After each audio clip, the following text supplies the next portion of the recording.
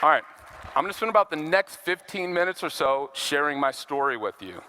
And I'm gonna share my story with you in a specific way. I'm gonna share the most important lessons that I've learned about traffic, and I want you to write them down when I share them with you.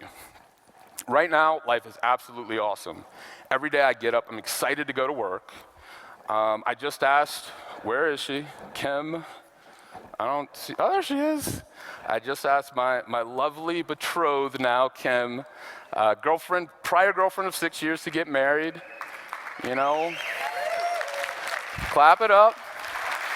And if you guys want to know the story, do remind me at the end, I'll tell you.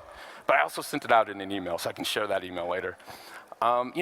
We just took our business, we just increased its revenue by about $80,000 per month in the last 3 months. Things are absolutely awesome. I love living in this world. Yeah, clap it up, please.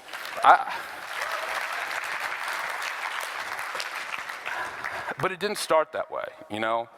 I started really like everyone else does, with just a little, probably fear. I mean, for me, I just remember waking up one morning as a pharmaceutical sales rep, jumping in the shower,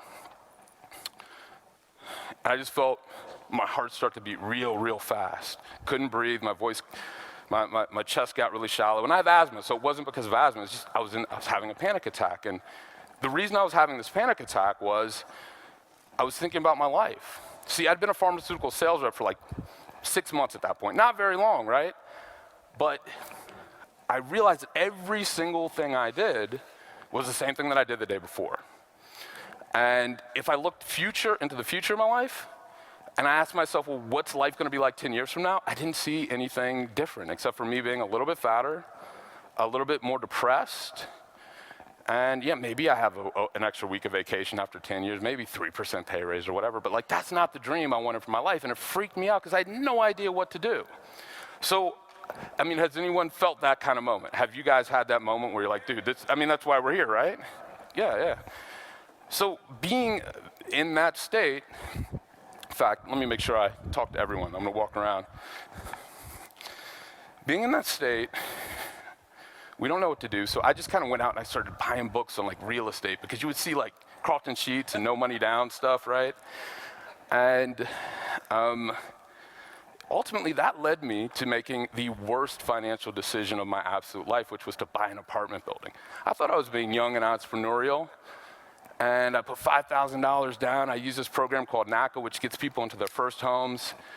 And I'm like, oh, I'm an entrepreneur. My grandma's proud of me. Now, every year that I go to my accountant to do my taxes, he's like, man, you gotta get rid of this cash suck. Because every year, that thing, it's the worst financial investment I've ever made in my life. I mean, I'd be absolutely bankrupt if it weren't for this internet traffic stuff. So, I make that bad mistake, and then I'm gonna chill out right here for a minute, then I'm gonna go over there somewhere. So you guys gotta turn around. I end up going to a seminar online, a seminar at a Holiday Inn for real estate stuff. And I remember I walked in, I was so embarrassed. I was like, I hope I don't see anyone who knows me. This is the most embarrassing thing.